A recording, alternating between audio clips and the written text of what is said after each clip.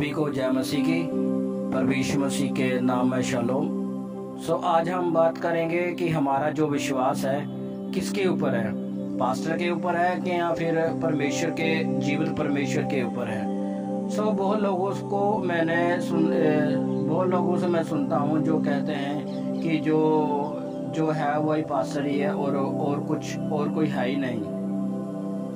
इनका जो विश्वास है प्रभु यीशु मसीह के ऊपर नहीं है, इन लोगों का विश्वास है ये अगुए के ऊपर है। तो ये इनका विश्वास बस यहीं तक सीमित है, जो कहते हैं कि बस प्रभु यीशु मसीह हमारे लिए मारा गया, गाड़ा गया और तीसरे दिन मुर्दों में से जी उठा।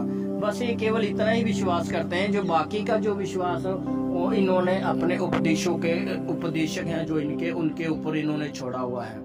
अब हम बाइबल में से देखते हैं कि बाइबल हमें क्या बताती है, किसके ऊपर हमारा विश्वास होना चाहिए। क्योंकि हम बाइबल में से ही बात करेंगे। उसका देखेंगे दूसरा तीमुथियुस उसकी 4 अध्याय उसकी 3 आयत में देखेंगे कि वहाँ पे संत पौलुस है जो तीमुथियुस को बोल रहे हैं, क्योंकि ऐसा समय आएगा कि लोग खरा उपदेशक ना सुन सकेंगे कानों की खुजली के कारण अभिलाषाओं के अनुसार अपने लिए बहुत से उपदेशक को बटोर लेंगे। मेरे प्रिय भाई बहनों, क्योंकि ये अंत का समय चल रहा है, यहाँ पे पौलुस की कही हुई बात सभी पूरी होती है। क्योंकि ये अंत का समय चल रहा है, क्योंकि अंत के समय में कोई भी खरा उपदेशक नहीं सुन पा रहा है। जहाँ पे परमेश्वर की खरी शिक्षा है, जहाँ पे खरा वचन और सच्चाई का जहाँ पे प्रचार हो रहा है, सिर्फ वहाँ पे उन उपदेशक उन जो प्रभु के दास है उनके साथ बस 2 या 3 खड़े हैं, ठीक है। और जहाँ पे शरीर की बात आ जाती है कि यहाँ पे ये भी लिखा है कि अपनी अभिलाषाओं के अनुसार अपने लिए बहुत से उपदेशक बटोर दिए। जो इनकी शरीरों में जो अपने शरीरों के अनुसार इन्होंने जो उपदेशक बटोर लिए हैं, जो कि शारीरिक भविष्यवाणियां होती हैं आशीष और बरकतों के लिए कि भी वहाँ पे चंगाई मिलेगी, चलो वहाँ पे चलते आशीष मिलेंगी और वीजे लगेंगे और सरकारी जॉब लगेगी और हमारी भविष्यवाणी होगी कि प्रभु हमारे लिए क्या कर रहा है क्या नहीं कर रहा है। ये वहाँ पे सभी जाते हैं। देखो जहाँ पे खरा प्रचार हो रहा है वहाँ पे सिर्फ 2 या 3 खड़े हैं, और जहाँ पे शरीर की बात आ जाती है वहाँ देखो लाखों की भीड़, वहाँ पे देखो हजारों और लाखों की भीड़ लगी हुई है। ये लोग वहाँ पे जाते हैं जहाँ पे कि शारीरिक बरकताएं के पीछे लगे हुए हैं सभी। मैं ये कहता हूँ कि इन चीजों के पीछे मत भागो, क्योंकि ये संसार की चीजें संसार में ही रह जाएगी। शरीर मिट्टी का है, मिट्टी में मिल जाएगा, ऊपर कुछ नहीं जाएगा सिवाय परमेश्वर का वचन जाएगा। मैं ये कहता हूँ कि नाशवान चीजों के पीछे मत भागो। ये सब नाशवान चीजें, धन दौलत आशीष बरकतें, ये वीजा सीजा जो भी सरकारी नौकरी है, सब नाशवान चीजें, इनके पीछे मत भागो। भागना है तो जीवित परमेश्वर उसके वचन के पीछे भागो, जो कि अनंत जीवन तक काम आएगा। लेकिन ये उनके पीछे नहीं भागते हैं, क्योंकि इन्होंने अपने लिए उपदेशक जो बटोर लिया है। क्योंकि ये कहते हैं कि जो वो कहेंगे, जो उन्होंने कहा है सही कहा है, और वो जो कहते हैं सही कहते हैं और कुछ नहीं बस।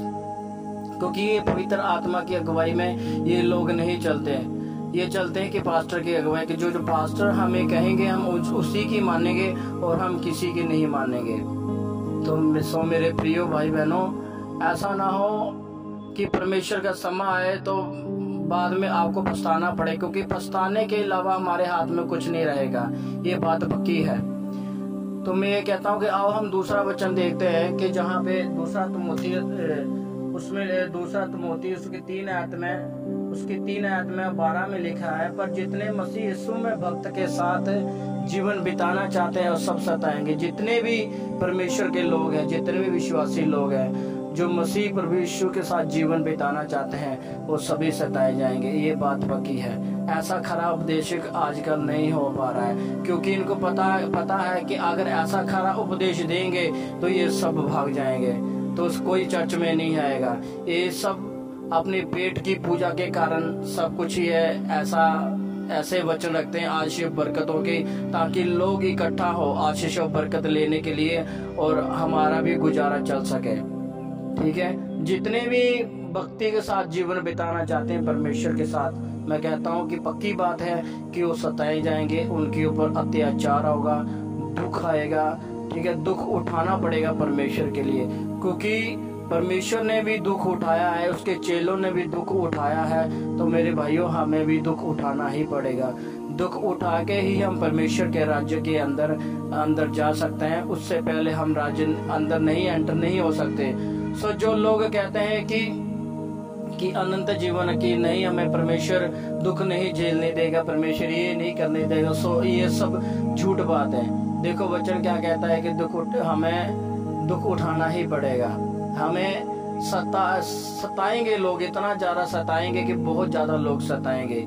सो परमेश्वर का वचन है, क्योंकि आसमान टल जाएगा, जमीन और आसमान टल जाएगा, पर परमेश्वर के कहे हुए वचन कभी नहीं टलेंगे और कभी नहीं टलेंगे। ये हमेशा ये सत्य होते रहेंगे, सच होते रहेंगे और सच हो रहे हैं। सो मेरे प्रिय और भाई और बहनों, हमारा जो विश्वास है प्रभु यीशु मसीह के ऊपर होना चाहिए, ना कि किसी उपदेशक के ऊपर नहीं होना चाहिए। अभी भी आपके पास टाइम है, वहां से निकलो और परमेश्वर को जानो, बाइबल पढ़ो, क्योंकि वचन में लिखा हुआ है कि जो परमेश्वर के आत्मा के चलाए चलता है वह परमेश्वर का पुत्र है। जो अगर तुम लोग परमेश्वर के चलाए आत्मा के चलाए चलते हो तो ही तुम परमेश्वर के पुत्र हो, नहीं तो वचन तो कहता है भी नहीं। अब ये तुम्हारे हाथ में फ्रीडम चॉइस परमेश्वर ने आपके हाथों में दिया है, इंसानों के हाथों में दिया है कि हमें सही चुनना है कि गलत चुनना है। अब ये आपके हाथों में है कि तुम किसी अगुए गुरु के चलाए चलना है या फिर परमेश्वर के आत्मा के चलाए के चलना है। ये तुम्हारे हाथों में है और किसी के हाथों में नहीं है, क्योंकि वचन में यह भी लिखा हुआ है कि जो प्रभु यीशु मसीह के नाम के ऊपर जो विश्वास करेगा अनंत जीवन उसी का ही है। ठीक है, विश्वास जो करना है प्रभु यीशु मसीह के नाम के ऊपर करना है, परमेश्वर के ऊपर करना है, ना कि किसी गुरु के ऊपर करना है और किसी के ऊपर विश्वास नहीं करना है। तो जिन्हें भी आज सच बताना चाहते हैं, जिन्हें भी सच बताएं, सच्चाई बताते हैं जिनको भी, सो वही कहते हैं कि नहीं यार, ये जो बोल रहे हैं सच नहीं बोलते, सच वही है जो अगुआ बताएगा, जो हमारे अगुए बताएंगे सिर्फ वही सच है और सच है नहीं। ये तो परमेश्वर के लिखे हुए वचनों को भी नहीं मानते हैं। बहुत से लोग कहते हैं कि हमारा आत्मिक पिता ये है, हमारा आत्मिक पिता वो है, हमारा आत्मिक पापा जी ये हैं, हमारे आत्मिक पापा जी वो हैं, हमारे आत्मिक मम्मी जी ये हैं, जबकि हमारा आत्मिक जो पिता है वो प्रभु यीशु मसीह है और कोई है नहीं। उसके अलावा हमारा आत्मिक पिता ना है, ना होगा, ना था। एक ही हमारा आत्मिक पिता सिर्फ प्रभु यीशु मसीह और कोई नहीं। लेकिन ये सभी आत्मिक पिता, इन्हें जो गुरु हैं, जो उपदेशक, इन्हीं को ही मानते हैं और किसी को मानते ही नहीं है। ये कहते हैं कि नहीं हमारा आत्मिक पिता यही है, उसके अलावा हम तो पापा कहेंगे ही नहीं। वचन जब साफ साफ कहता है तो वचन को भी पढ़ के भी, सुन के भी, देख के भी उसकी उल्लंघना करते हैं। सो ये परमेश्वर, ये जो लोग परमेश्वर के क्रोध को कमा रहे हैं, तो इनको, क्योंकि वचन में यह भी लिखा हो कि ज्ञान ना होने की वजह से मेरी प्रजा नाश हो रही है। क्योंकि अगर ज्ञान होता, अगर ये आत्मा के चलाए चलते तो आत्मा इन्हें ज्ञान देता, इनकी बुद्धि खोलता आत्मा, तो आज ये नाश ना होते, आज ये परमेश्वर के सत्य रास्ते पे चलते। क्योंकि परमेश्वर कहता है मार्ग, सत्य और जीवन मैं हूँ, जबकि परमेश्वर बोलते हैं मार्ग और सत्य मैं हूँ और कोई नहीं है। लेकिन ये जो सत्य समझते हैं, ये समझते कि हमारे अगुए हैं, बस यही है सत्य और कुछ नहीं है। और अपने आप, और ये लोग अपने से ज्यादा गुरु को ज्यादा अहमियत देते हैं। जो इनके आत्मिक पिता हैं, जो इनके आत्मिक पिता, जो कि आत्मिक पिता इनको कुछ नहीं समझते हैं और फिर भी ये ज्यादा अहमियत उनको देते हैं। ये सब कुछ उसी को समझते हैं, जबकि आत्मिक पिता इनके कहते हैं, क्या सुना था मैंने पीछे ये भी कि इनकी रिस्पेक्ट करनी जरूरी है। जो आदमी पिता की रिस्पेक्ट नहीं करेगा सो हम भी किसी की नहीं करेंगे।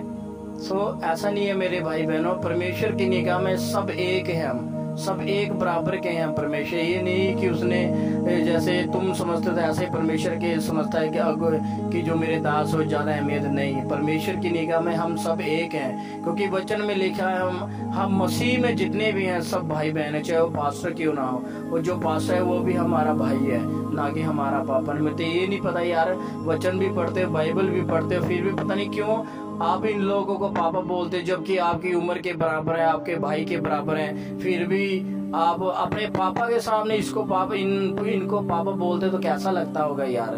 इतनी भी बुद्धि नहीं है, इतने भी निर्बुद्ध हो चुके हो। अपनी बुद्धि खोलो, कहाँ गई तुम्हारी बुद्धि? क्या घास चरने चली गई है तुम्हारी बुद्धि?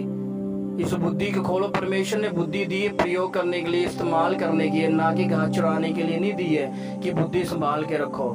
ये सत्य है, खुद बचो, लोगों को बचाओ। परमेश्वर ने सेवा दी हुई है। ये नहीं कि ज्ञान ले लिया, सत्य को जान लिया तो घर में बैठा रहे। जो आत्मा के चलाए चलते हैं, चाहे मैं हूँ, चाहे जो आत्मा के चलाए चलते हैं, जब मैं हूँ और भी हैं, तो वो ज्ञान लेके घर में ना बैठे, क्योंकि सच बताओ, क्योंकि सच बताना बहुत जरूरी है।